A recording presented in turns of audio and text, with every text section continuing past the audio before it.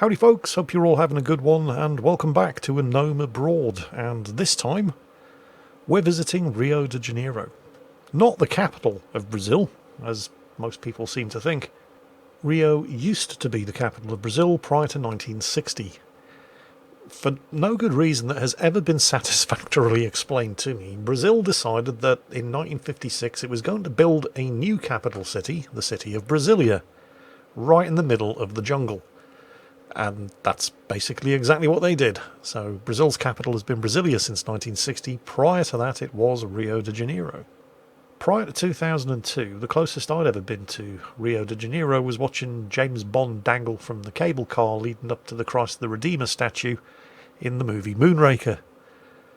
However, in the week leading up to the 30th of June 2002, nearly 20 years ago, wow, I was privileged to be paid to go to Rio de Janeiro as a member of the ship's company of Her Majesty's War Canoe, HMS Newcastle, a Type 42 destroyer, proud member of Grey Funnel Shipping Lines.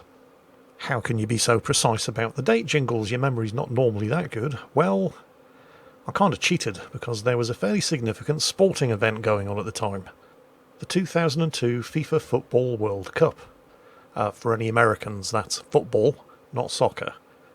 We call it football because we move the ball around with our foot and it's an actual ball. So straight away you can see that thing that you refer to as football isn't.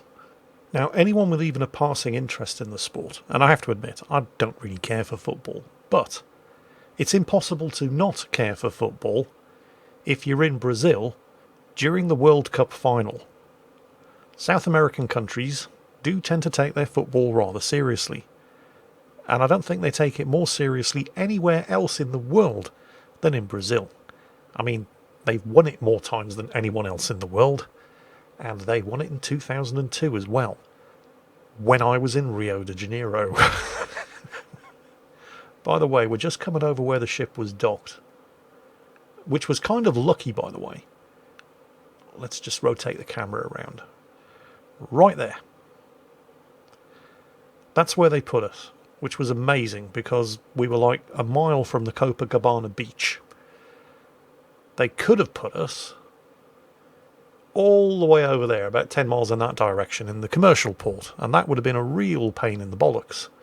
But no, they were very, very good to us. They put us right in the marina with all the yachties, just a mile from the beach, and they looked after us exceptionally well.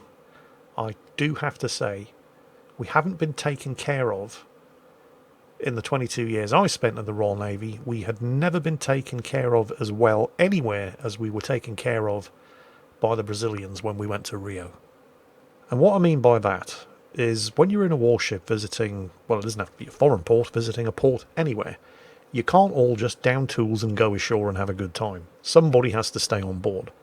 So each day there's a duty watch gets nominated, and they basically ensure that the ship stays safe. While everybody else goes ashore and does whatever it is that you do when you're ashore in Rio de Janeiro. And obviously it's not much fun when you're stuck on board, just in case a fire breaks out or there's a security incident and somebody's got to do maintenance and rounds and this and that and the other.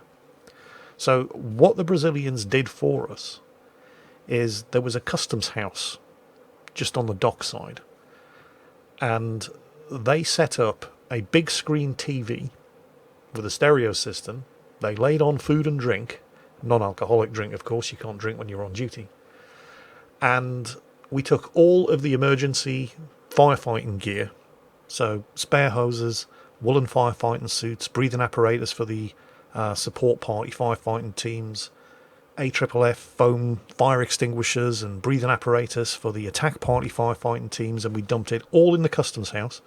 And then we ran a line from the ship's main broadcast into the customs house, connected it to a loudspeaker, so we could hear all of the announcements that were being made on board the ship. And if anything happened, if a fire broke out, we would just grab our stuff and run 50 yards to the gangway on board and fight the fire. And in the meantime, we sat in the customs house, enjoying food and drink laid on at the expense of the Brazilian Navy, and watched the World Cup football on a massive big screen TV, also provided for us by the Brazilian Navy. They really went above and beyond the Call of Duty taking care of the ship's company's duty watch who couldn't go ashore for the day. Right now we're flying over the Copacabana Beach. That beach was lined with huge multi-screen TV displays, all broadcasting the football live as well. This was all laid on at the expense of the Brazilian government. And because of the time difference, because we were in Brazil and the World Cup final was being held in Japan, what it meant was when the matches were being broadcast live, it was always late at night in Brazil. So you can imagine what the beach parties were like. Now, as we're flying over the Copacabana Beach, actually we're heading inland and heading towards the Ipanema Beach on the other side of the peninsula. On Ipanema there was a restaurant, which, well, actually, along both the Ipanema and Copacabana beaches, it's just lined with restaurants, bars, nightclubs, and 4- and 5-star hotels everywhere. But this one restaurant in particular we went to on the second last day that we were in Brazil, the night before the World Cup final. And this was our ship's office run ashore, the deployment run ashore. We were coming at the end of our 6-month deployment. I think we left Brazil, we went to Fortaleza in Brazil, and then basically straight back to the UK. So we didn't have long left before we were going home. And the chief writer, Daz was his name, great guy, was treating all of his staff. I mean, we were a very, very small department. There were only 3 of us, plus him, to a slap-up meal in this place called the Restaurant Tiberius on the Ipanema Beach in Rio de Janiero. Sadly, it's not there anymore. I have checked. This was a type of restaurant that's very common in Brazil, and is slowly starting to catch on elsewhere in the world. The Brazilians call it a churrascaria, and I'm probably mispronouncing that, but the basic idea is you go inside, you're given a table, you pick up your plate and you head to the buffet. And the buffet in this place was basically a mountain of food right in the middle of the restaurant. And they had things like quail's eggs, they had lobster, they had... I mean, you could have gorged yourself silly just on the buffet. But I'd never been to one of these types of restaurants before. So Daz warned me, by all means, help yourself to stuff from the buffet before you sit down, but leave space on your plate. And, you know, I didn't know why, but I just took his word for it. So I helped myself to some stuff from the buffet.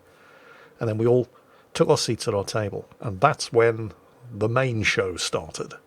Because in one of these restaurants, in this one in particular, the waiters come around with dirty great big skewers from which they carve 21 different kinds of meat straight onto your plate.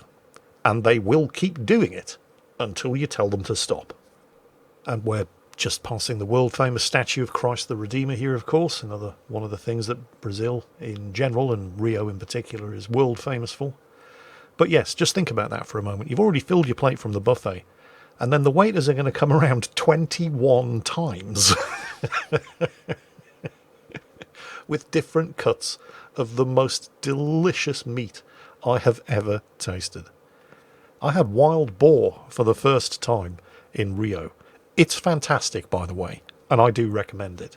But yeah, this was just... it was just death by protein.